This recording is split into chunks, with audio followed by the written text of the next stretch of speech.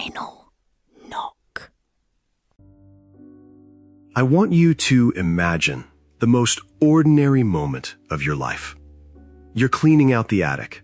You've got a move coming up. You're going through boxes of old tax returns, and you're thinking about nothing. Maybe what you're going to have for dinner. Maybe you're half listening to a podcast.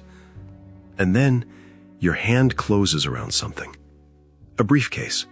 Small, nondescript, locked. Inside that briefcase was a red folder. And inside that red folder was not just a secret.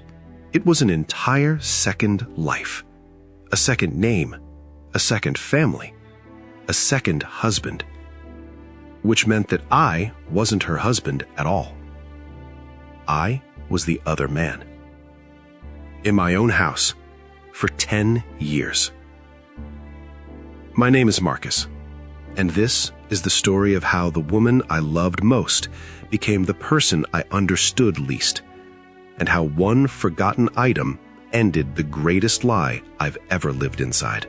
If you've ever trusted someone completely, given them your whole heart, your whole life, and had that trust turned into a weapon against you, stay right here, because what I'm about to tell you is going to shake you. Like, subscribe, and drop a comment below. Have you ever had that gut feeling that something was wrong, but you talked yourself out of it? Because I did, every single day for a decade. Let's go back to the beginning. We met at a mutual friend's birthday party when we were both 26. She had this way of listening to people, really listening, like you were the only person in the room, that I had never experienced before. She was a registered nurse, dedicated, compassionate, always running late because she stayed behind to sit with patients who had no family visiting them. That's the woman I fell in love with. We got married after 2 years of dating, bought a house in the suburbs, had 2 kids, a son and a daughter, 4 years apart. By the time we hit our mid-30s, we had the kind of life people put on Christmas cards. A dog, a vegetable garden, Friday night dinners with the neighbors. From the outside, we were a love story. And I believed it. I believed it with every part of me, because that's what you do when you trust someone. You don't go looking for cracks. You assume the house is solid because you've never seen it shake.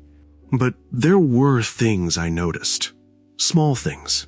Things I filed away under corks because I didn't want to be the suspicious husband. Because I loved her. Her phone was always face down. Always. On the counter, on the dinner table, on the nightstand. Always face down. I made a joke about it once, early in our marriage. She laughed it off, said she'd read somewhere that staring at notifications triggered anxiety. I thought, sure, that makes sense. She's a nurse. She deals with enough stress at work. And there was the perfume. Sometimes when she came home from a so-called overnight seminar, I could smell something on her coat. Not her perfume. I knew her perfume the way you know the smell of your own kitchen. This was something else. Something expensive and foreign. A man's cologne, maybe. Or just a different world. I noticed it. I filed it. I forgot it. Because that's what love does when it doesn't want to know the truth. 10 years into our marriage, Sarah got a promotion at the hospital. We decided to celebrate by finally doing what we'd talked about for years. Selling the house, buying somewhere with a bigger yard, giving the kids more space. That meant cleaning out the attic. We're talking about a decade of accumulated life up there. Old furniture, baby clothes, boxes of files we'd never touched. I was working through it systematically one Saturday afternoon when Sarah was, and I remember this clearly, at a weekend nursing seminar 3 hours away. She'd been to a lot of those.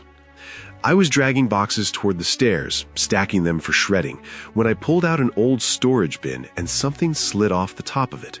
A briefcase, small, black, scuffed at the corners like it had been placed there a very long time ago and never moved. I picked it up. It was locked, one of those 2-digit combination locks, the kind you put on a diary when you're 12. I don't know why I didn't just put it aside and ask Sarah about it later. Maybe it was the weight. It was heavier than it should have been for something that size.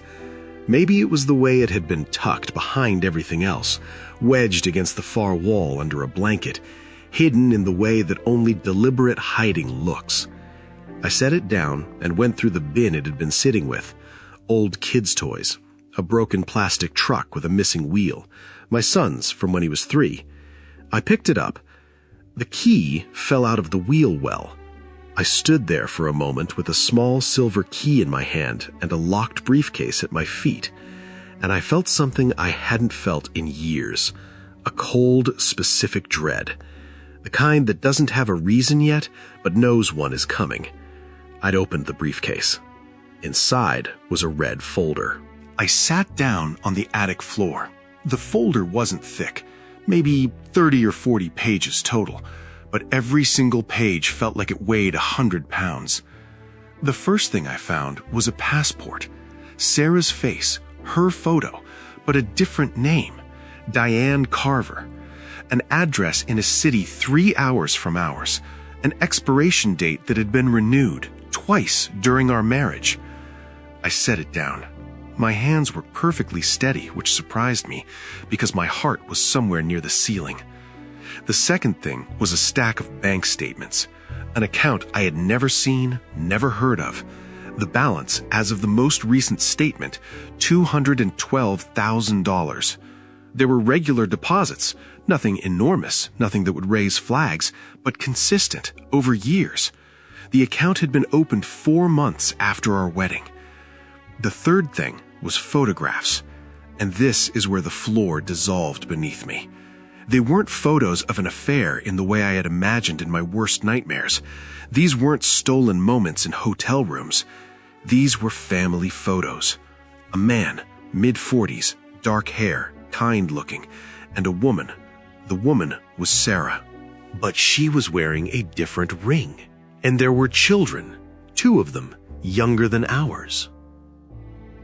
I put the folder down on the dusty attic floor, and I looked at the wall for a very long time. I wasn't crying. I wasn't angry yet. I was just processing. My brain was doing the mechanical work of updating its model of the world, like rebooting after a catastrophic error. The woman downstairs in our family photos, the woman who had held my hand in the delivery room twice, she had another family. She was married to someone else. I was the second husband, the cover story. The house in the suburbs with the nice kids in the vegetable garden, that was her alibi. I closed the folder. I put it back in the briefcase. I locked it, put the key back in the toy truck, and I carried everything down to our bedroom. Then I went to the kitchen, made myself a cup of coffee, and I sat at the table we'd bought together at a flea market 8 years ago. And I started to think. Here is what I did not do. I did not call her. I did not text her. I did not scream into a pillow. I did not call her mother or her friends. I did not do any of the things that every emotion in my body was screaming at me to do.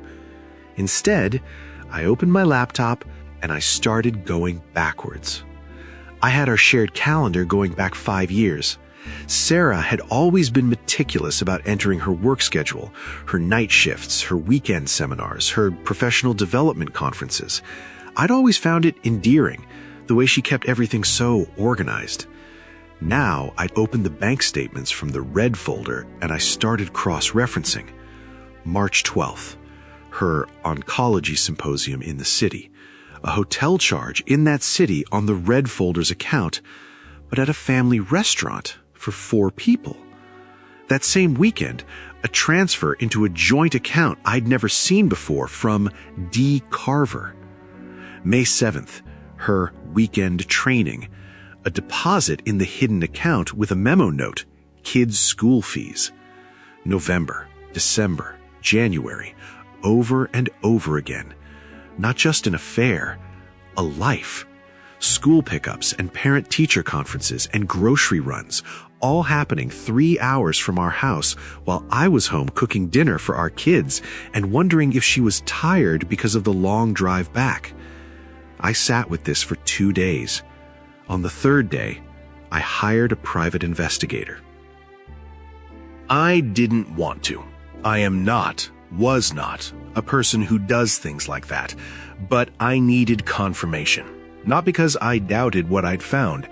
I needed it to be real and documented and airtight, because something in me already knew that whatever I was going to do next had to be done exactly right. The PI came back to me in 6 weeks. Everything I suspected was confirmed, and worse. Sarah, going by Diane Carver, was legally married to a man named Robert. They'd been married for 7 years, which meant she had married him 2 years into our marriage. He was an architect, good man by all accounts. He had no idea. She had 2 children with him as well, 4 children total, 2 fathers, 2 houses, 2 complete lives running in parallel for 7 years, and before that, however long she'd been building the infrastructure for the second one. The PI also found something else. The $212,000 in the hidden account wasn't just savings. She had been quietly moving money from our joint finances, small amounts, irregular enough not to trigger patterns, for years, padding a nest egg, building an exit. For whom, I still don't know. Maybe for when one of us found out. Maybe for when she decided one of us wasn't useful anymore. I read the PI's report sitting in my car in a parking lot. I read it 3 times. Then I drove to my lawyer's office. My lawyer was a woman I'd met through a friend. Sharp, pragmatic, no nonsense. When I laid everything out on her desk, the folder, the PI report, the bank statements, she looked at it all for a long time, and then she looked at me. "How long do you have before your next big social event?" she asked. 6 weeks, I said. "There's a gala. The hospital is honoring her." She nodded slowly. "Then we have 6 weeks. What followed was the most disciplined 6 weeks of my life. Externally, nothing changed. I was the same husband, the same father. I went to bed next to Sarah every night, and I made coffee in the morning, and I asked how her patients were doing, and not once, not one single time did I let anything show. Internally, I was a machine. My lawyer and I spent those weeks carefully, legally liquidating our joint assets. Our shared accounts were restructured. Assets were documented. Valuations were locked in. Everything was done within the law. No hiding of funds, no deception, just the systematic, thorough disassembly of a life that had been built on a lie. The divorce papers were prepared. I signed them. They were dated for the day before the gala. Then I called the gala organizer, a woman I knew socially who owed me a favor, and I asked her one thing. I asked to contribute a tribute slideshow for Sarah's honor.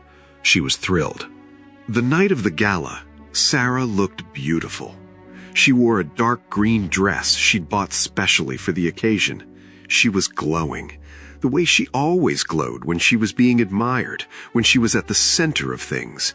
She hugged her colleagues and laughed at their jokes and held my hand as we walked into the ballroom. I remember thinking, even now, she is performing. She is so good at this. 200 people in that room, her co-workers, our mutual friends, her family, my family, the hospital board, local community figures, everybody who had ever been part of the life she'd built with me and who believed in it as completely as I once had. She didn't know about the slideshow. I had told the organizer it was a surprise, and that it was. I had put it together myself over 3 evenings after the kids were in bed, sitting alone at the kitchen table. The first half was real, beautiful even. Our wedding, our kids' births, holidays, 10 years of a family that had genuinely existed, whatever else was happening around it. The second half was the red folder. Scanned, high resolution. The second passport, the bank statements with the hidden account, dates highlighted. The photographs of Sarah and Robert and their children. The PI's documentation, sanitized for the room but unmistakable in its meaning.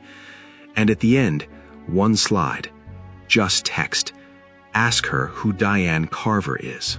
The tributes began after dinner. Her department head gave a speech. Her colleagues laughed and dabbed their eyes. Sarah sat at the head table with perfect grace, touching her collarbone the way she did when she was moved. Then the organizer announced the special tribute slideshow from her family. The lights dimmed. Our wedding photo appeared on the screen. A wave of warmth moved through the room. You could feel it, the collective awe. Sarah put her hand over her mouth. She glanced at me across the table. I held her gaze and I smiled, and I watched her smile back. Our children at the beach, our first house, Christmas mornings. The room was completely with her, every face turned toward the screen, soft and happy.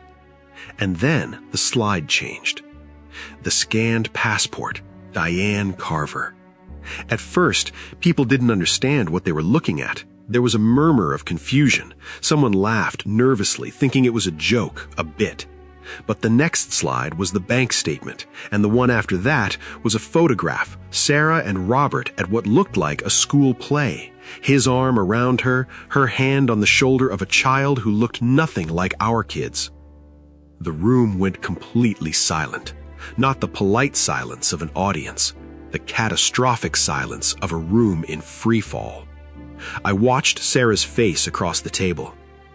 The performance dropped. For the first time in 10 years, possibly for the first time in my entire knowledge of her, I saw her with no mask. What was underneath it was not guilt, not grief. It was calculation. A fraction of a second of pure, cold calculation as her mind moved at speed through her options. And then she looked at me, and I held my champagne glass very steadily, and I said nothing. The final slide appeared. Ask her who Diane Carver is. Her mother said her name. Her department head stood up. 3 people at her table pushed their chairs back. Her best friend, sitting 2 seats from her, turned and looked at her with an expression I will never forget as long as I live. The expression of someone watching a person they loved become a stranger. Sarah stood up. "Marcus," she said. Her voice was low and even, and I will give her this, it almost didn't shake. "Can we step outside?" "No," I said. Just that. Just no. I stood up too. "I filed for divorce yesterday. Your lawyer will be in touch on Monday." I turned to the room, not to perform, but because I wanted to say the next thing loudly and clearly. The joint accounts have been restructured. The assets have been appraised. Everything was done legally, and everything is documented. I picked up my jacket from the back of my chair. "I hope both your families have a good evening." And I walked out. Robert found out through the slideshow. He had mutual friends in the room who knew him through some professional connection, and the news traveled the 3 hours between our cities in about 40 minutes. He filed for divorce within the week. Sarah lost her job, not because of the bigamy itself, but because the story went local, and the hospital determined her conduct had violated their professional ethics standards in ways I won't detail here. The legal situation around the bigamy was complex. I'll just say that the authorities became involved and that there were consequences. The money in the hidden account became part of the divorce proceedings. Her lawyer fought hard. Mine fought harder. I had 10 years of documented evidence on my side. I won't pretend the aftermath was clean. It wasn't. Our kids, my kids, were devastated, and protecting them through what followed was the hardest thing I have ever done. There are nights I am still not sure I did it right. There are nights I replay the moment I sat on that attic floor and wonder if I should have handled it differently, more quietly, more privately. But then I think about Robert, a good man 3 hours away who might have lived the rest of his life not knowing, and I think the truth, however it comes out, is better than the alternative. 10 years of lies ended in 10 minutes of truth. I've thought a lot about what made it possible for this to go on so long, and I think the answer is that love is the best cover story. When you love someone, you explain away the things that don't quite fit. You choose the charitable interpretation. You tell yourself you're trusting them, when really you're just protecting yourself from knowing. The phone face down, the perfume, the seminars that always seemed to fall on weekends. My gut knew. It knew for years. I just wasn't ready to listen. So if there's anything I can offer from the wreckage of this, trust your gut. Not in the paranoid way, not in the way that turns you into someone who secretly checks their partner's messages and sees betrayal in every late shift, but in the honest way, in the way that asks questions when something feels off, in the way that values truth over comfort. The person you think you know best might be the one you know least, and the only protection against that is to keep looking, not out of fear, out of respect, for yourself and for the relationship you deserve. If this story hit you somewhere deep, if it made your chest tight or your mind race back to something in your own life, smash that like button, because this took a lot to share. Subscribe for more stories like this, told with the honesty they deserve. And if you've got your own story, a betrayal, a gut feeling you ignored, a moment where everything changed, drop it in the comments. This community shows up for each other. Click the next video for another one. I'll see you there.